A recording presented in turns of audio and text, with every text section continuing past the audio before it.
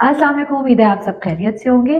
दोस्तों इमेजिन करें कि आप किसी कमरे में गए और वहाँ पे एक हाथी है और कोई शख्स वहाँ पे आता है और कहता है कि अरे इस हाथी को तो मैंने नोटिस ही नहीं किया, ये कब आया?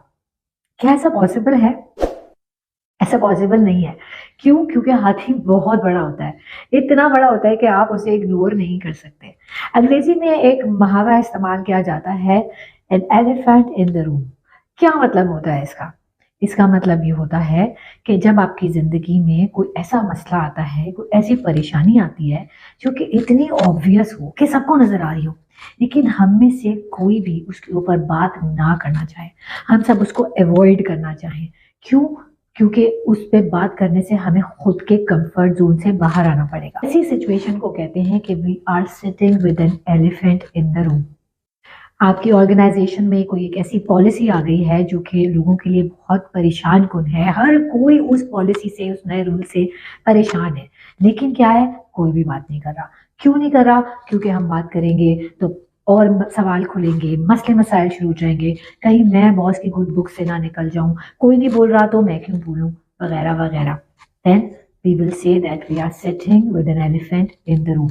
हमारे घर का कोई शख्स हमसे दूर जा रहा है, उसके घर में, घर वालों में, घर के मसाइल में दिलचस्पी कम से कम होती चली जा रही है और हम सबको ये पता लग रहा है।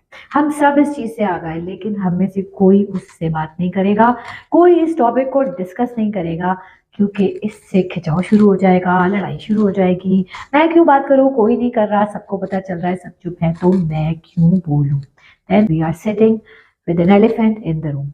अब ये कोई इंग्लिश की तो क्लास है नहीं। एज ए लाइफ कोच मैं आपको ये बात क्यों बता रही हूँ? एज ए लाइफ कोच मैं आपको ये बात इसलिए बता रही हूँ कि ज़िंदगी में जो इतने बड़े बड़े प्रॉब्लम्स और इश्यूज होते हैं ना, जो इतने बड़े होते हैं कि एक हाथी जितने हो, जिनको बज़ाहिर नज़रअंदाज करने की कोई तुक भी नहीं बनती क्योंकि वो बहुत ऑब्वियस होते हैं, उनको कभी भी नज़रअंदाज नहीं करना चाहिए। अगर आप ये समझ रहे हैं ना कि शतरमुख की तरह आंखें बंद कर लेने से मसला हल हो जाएगा, ऐसा कभी भी नहीं होगा, बल्कि हो सकता है कि मसला उससे ज़्यादा खतरनाक हो जाए।